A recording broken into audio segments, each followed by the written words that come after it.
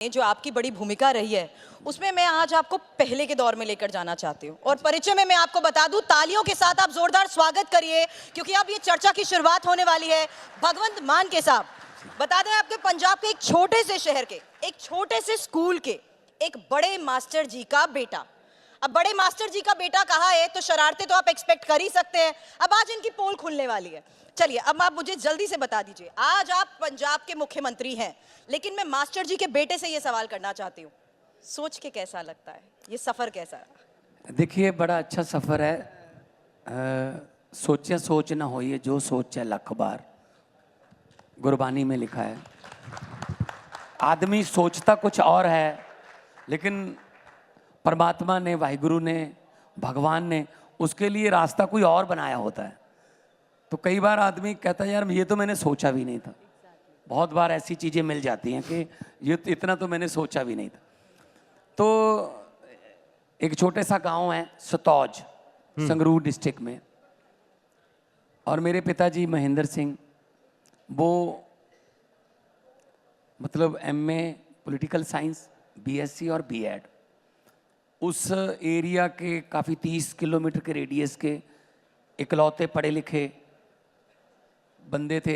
Ranbir college Sangrur से उन्होंने पढ़ाई की, साइंस टीचर थे वो। ऑब्वियसली फिर गांव के बिल्कुल पास ही 3-4 किलोमीटर गांव है तोलावाल, वहाँ पे वो हेड मास्टर थे, बड़े मास्टर थे। तो उन्होंने मेरा दाखिला भी वहीं करवा लिया। अब उस उम्र में 6th 7th 8th में वही तो उम्र होती है शरारतें करने की। अब वहीं पे आपका बाप हेडमास्टर हो, ये तो फिर अत्याचारी हो गया ना फिर आपके साथ। तो साथ में जाता था, कोई बंक भी नहीं मार सकता था, साथ में तो लेके जाते थे साइकिल पे। तो टीचरों को भी पता था, यहाँ पे भी बहुत से टीचरों के बेटे बैठे होंगे, बेटे बेटियां। एक बात पक्की है, मानो चाहे ना मानो, टीचर के बेटे की ज्यादा पिटाई होती है क्योंकि वो मिलते रहते हैं आपस में। चाहे आप किसी और स्कूल में पढ़ते हो ना, मिलते रहते हैं आपस में। कैसा है, थोड़ा हिंदी में कमजोर है, कल कर देना काम। आते ही हिंदी वाले ने बोला तू कान पकड़ ले पहले। मैंने कहा जी मैंने तो कुछ कहा नहीं, कहा तेरे पिता ने कहा था कल। तो काफी तो जो अनएक्सपेक्टेड पिटाई थी वो भी हुई।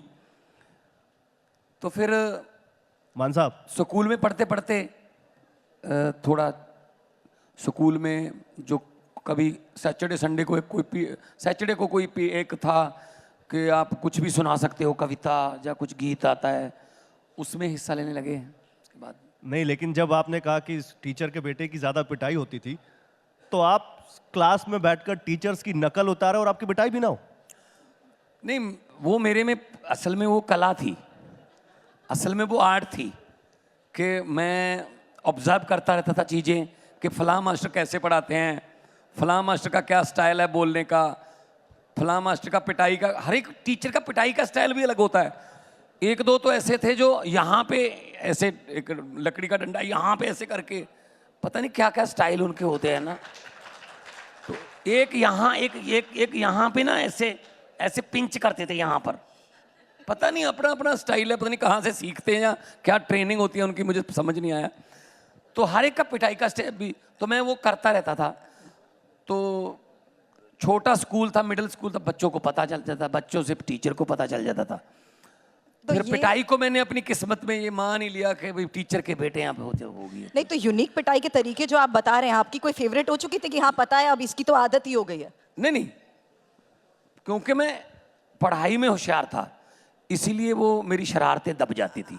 एक मिनट फर्स्ट तो आता है, चलो फर्स्ट तो आता है, सेकंड आता है। आप कह रहे हैं पढ़ाई में आप होशियार थे, तो फिर आप ये क्यों कहते थे कि मैथ्स के गणित के फॉर्मूले क्यों पढ़ने हैं, इससे क्या मिल जाएगा, गणित का फॉर्मूला क्यों पढ़ना है? मैंने पढ़े हुए हैं ना वो, मैं ये कहता हूँ मैं ये कहता हूँ आप सभी लोग, अभी टीवी 9 का मंच है, बड़ा मंच है, लाखों लोग देख रहे होंगे। हमें पढ़ाया कुछ और जा रहा है, जिंदगी में काम कुछ और आ रहा है, रेलेवेंट पढ़ाई नहीं है। आप बता दीजिए मुझको, किसी ने यहाँ पर बैठे हैं कितने लोग, लाखों सुन रहे होंगे, किसी ने a² + b² + 2ab का फॉर्मूला इस्तेमाल करके बाजार से केले खरीदे हैं?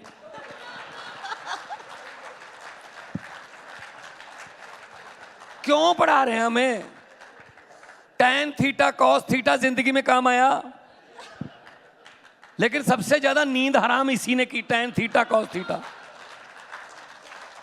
भाई तो जिसको साइंटिस्ट बनना है उसको पढ़ाओ, साइंटिस्ट जिसको बनना है उसको पढ़ाओ tan थीटा cos थीटा। जो जिसका मन कहीं और जा रहा है आप उसको लेके आ रहे हो एमबीडी गाइड की तरफ, नहीं नहीं ये पढ़, रट्टे लगा। एक जगह पे ना पोस्टमैन की पोस्टें निकली, मतलब डाकिये रखने थे, जी जी, डाकिये की पोस्टें निकली। एक बंदे का सारा क्वालिफिकेशन वगैरह सब क्लियर था, कहते जी बाकी क्लियर है, एक इंटरव्यू करनी है। कहते हाँ जी। कहते पहला सवाल इंटरव्यू करने के लिए, कहते चांद और धरती की कितनी दूरी है? वो कहता जी अगर इस रूट पे चिट्ठियां बांटनी है तो मेरी तरफ से जवाब है। मतलब यार आपने डाकिया रखना है, उससे ये पूछ लो कि भाई साहब नोएडा वाला जो पुल है उससे जो इधर अपना धौला कुआं कितनी दूर है, धौला कुआं से आजादपुर वाली मंडी कितनी दूर है, जहां चिट्ठियां बांटनी है। अब चांद की दूरी पूछ रहे हैं, उससे क्या लेना देना इससे? तो हमारा ना तो थोड़ा मान ना, साहब आज एक राज खोल दीजिए फिर। नहीं इसका ना रेलेवेंट होना चाहिए। हाँ। पढ़ाई ऐसी होनी चाहिए जो तो काम तो आए ना। मतलब हमें क्या पढ़ा रहे हैं? पंजाबी का हमारा एक हाउस टेस्ट हुआ, मैडम ने 7वीं क्लास में पढ़ता था मैं। अच्छा। मैडम ने कहा जी चलो फीस माफी की अर्जी लिखो, application for full fee concession, Punjabi में लिखना। अर्जी क्या लिखती होती है? हिंदी में वही होती है, सेवा में श्रीमान मुख्याध्यापक फलां फलां स्कूल, श्रीमान जी मैं भगवंत मान, मैं 7वीं कक्षा का विद्यार्थी हूँ, मैं बहुत होशियार हूँ, मैं 6ठी कक्षा से मैं प्रथम आया था, 7वीं में मैं प्रथम आऊँगा, लेकिन मेरे पिताजी बहुत गरीब हैं, वो एक चपरासी हैं, उनकी तनख्वाह कम है, हम 3 बहन भाई हैं, हमारा परिवार का गुजारा बड़ी मुश्किल से चलता है, वो मेरी स्कूल की फीस देने में असमर्थ हैं, कृपया मेरी पूरी की पूरी फीस माफ़ की जाए, मैं आपका धन्यवादी हूँगा, आपका आज्ञाकारी फलां, रोल नंबर फलां। यही होता है ना? बिल्कुल। मैंने भी लिख दिया, नंबर भी आ गए। मैडम ने 10/10, अमर कौर मैडम है हमारे जो मुझे पढ़ाते थे जी। तो 10/10 वेरी वेरी गुड भी लिख दिया साथ में, और साथ में दिखाया क्लास को, ऐसे लिखते हैं, ये देखो भगवंत ने लिखी है, ऐसे लिखते हैं। लेकिन मुझे खुशी नहीं हो रही थी अंदर से, सच बताऊं कि यार नहीं बात बनी नहीं है, कुछ गलत है। 7वीं क्लास की बात बता रहा हूँ, 7वीं का मतलब 11-12 साल की उम्र होती। जी जी। मैंने कहा कोई बात नहीं, पिताजी से पूछूंगा जाते हुए। छुट्टी के बाद साइकिल पे जा रहे थे वापस गाँव को, मैंने बीच में कहा जी रोकिए साइकिल, आप मुझे ये बताइए आप क्यों हमें पढ़ा रहे हो? कहते क्या? मैंने कहा जी आप क्यों पढ़ा रहे हो हमको? कहते ताकि आपको अकल आए, आपका दिमाग खुले, दुनिया का पता चले, आपको सच और झूठ का फर्क पता चले। मैंने कहा अगर मैं ये कहूं कि आप हमें झूठ पढ़ा रहे हो और झूठ के नंबर भी दे रहे हो? कहते क्या मतलब? मैंने वो बस्ते से निकाल के एप्लीकेशन दिखा दी, उन्होंने पढ़ी, कहते बहुत अच्छी है, 10/10 नंबर आए हैं, वेरी वेरी गुड भी लिखा है, बहुत अच्छा है, कोई ग्रामर में भी कोई मिस्टेक नहीं है। मैंने कहा नहीं सर, हेडमास्टर साहब, पिताजी दोबारा पढ़िए, ये अर्जी मैं किसको लिख रहा हूँ? श्रीमान मुख्याध्यापक, वो आप हो। आपको मैं लिख रहा हूं, बीच में लिख रहा हूं मेरे पिताजी चपरासी हैं। तो ये तो झूठ हो गया जी, क्यों नहीं इसके नंबर काटे गए मेरे? और आप कह रहे हम 3 बहन भाई हैं, छोटी बहन है मेरी मनप्रीत, तीसरा कौन है? मैंने कहा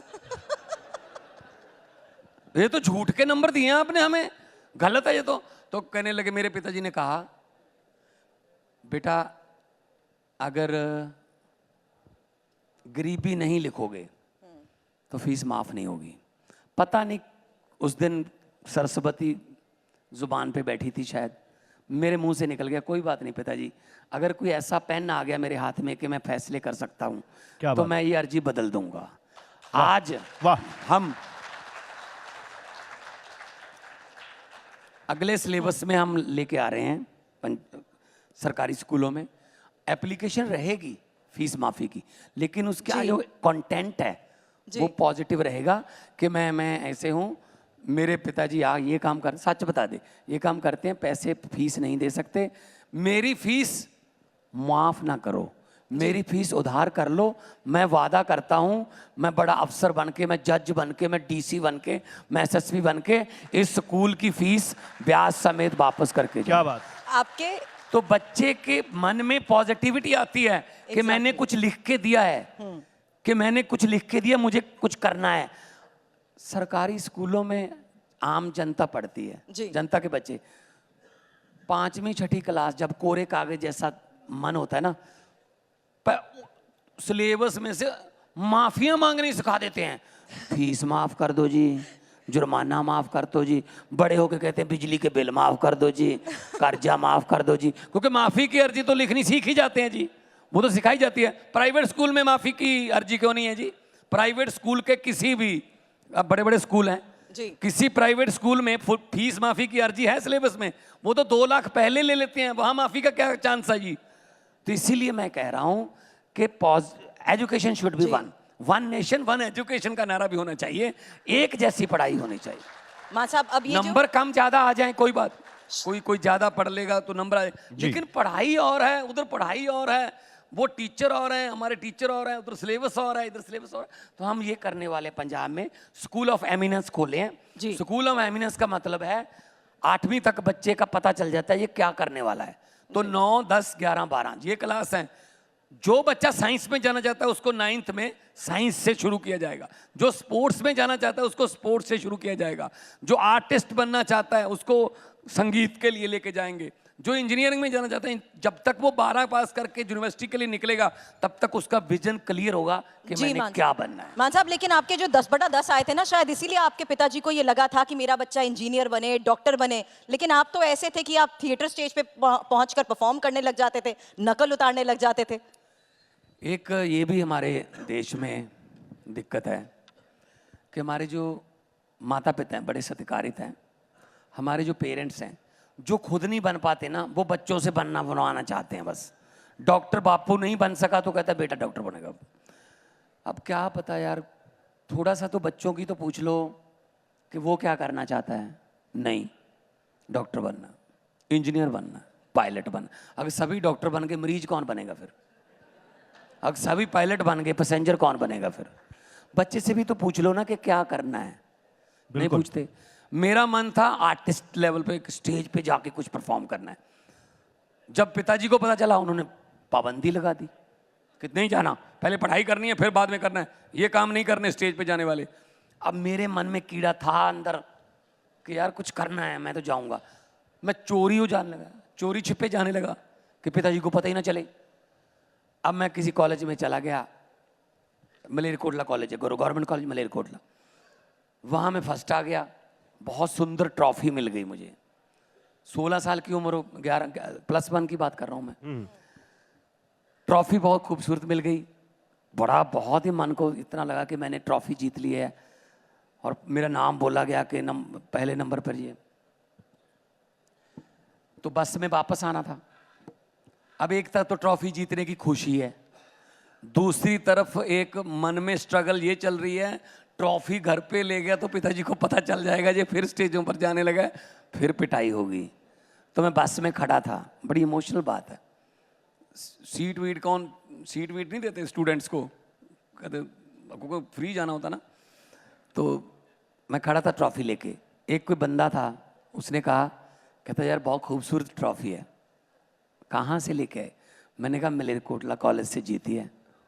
कहता यार बहुत खूबसूरत है। मैंने कहा चले भाई साहब तुम ले जाओ। मैंने उसको ट्रॉफी दे दी। ऐसे मैंने बहुत सी ट्रॉफियाँ दे दी।